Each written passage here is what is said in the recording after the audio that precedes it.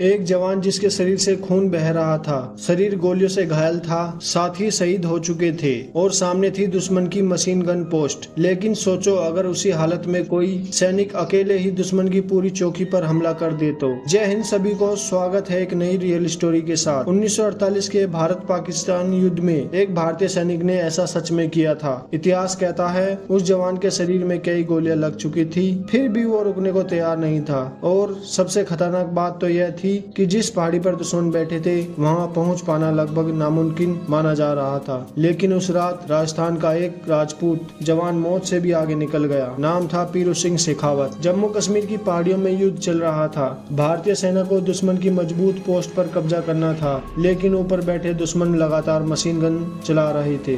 जो भी आगे बढ़ता वो वापस नहीं लौटता था। तभी 6 राजपूताना राइफल के कंपनी हवलदार मेजर पीरू सिंह आगे आए। उन्होंने कहा पोस्ट आज खाली होगी, चाहे मेरी जान चली जाए। और फिर हमला शुरू हुआ। चारों तरफ गोलियों की बारिश होने लगी, खून बह रहा था, कई भारतीय जवान घायल हो गए थे, लेकिन पीरू सिंह अकेले आगे बढ़ते रहे। पहली दुश्मन की पोस्ट में कूदकर उन्होंने कई सैनिकों को खत्म कर दिया। तभी एक गोली उनके कंधे में लग गई। खून बह रहा था, लेकिन वो रुके नहीं। उन्होंने ग्रेनेड उठाया और दुश्मन की मशीन गन पोस्ट में फेंक दिया। पोस्ट तबाह हो गई। अब वो बुरी तरह घायल थे, लेकिन आखिरी सांस तक लड़ते रहे और फिर भारत माता की जय चिल्लाते हुए दुश्मनों के बीच कूद पड़े। एक बड़ा धमाका हुआ और दुश्मन की आखिरी पोस्ट भी खत्म हो गई। उस मिशन में पीरू सिंह शेखावत शहीद हो गए, लेकिन उनकी वीरता ने भारत को जीत दिला दी। इस भारत माता के वीर के लिए एक लाइक तो बनता है। अगर आपको ये रियल स्टोरी अच्छी लगी तो कमेंट बॉक्स में जय हिंद जरूर लिखना। पीरू सिंह शेखावत को इसी अद्भुत साहस के लिए